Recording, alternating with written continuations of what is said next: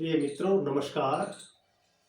अगर आप सर्दी के मौसम में कफ से परेशान हैं तो एक सलाह देता हूँ, कृपया ध्यान से सुने। हम 2 ग्राम इलायची लेंगे, इसको तोड़कर इसमें डालेंगे और पाउडर बनाएंगे। पाउडर बना के इसको डाल दिया। इसमें 1 चम्मच शहद डालेंगे और आधा चम्मच घी डालेंगे।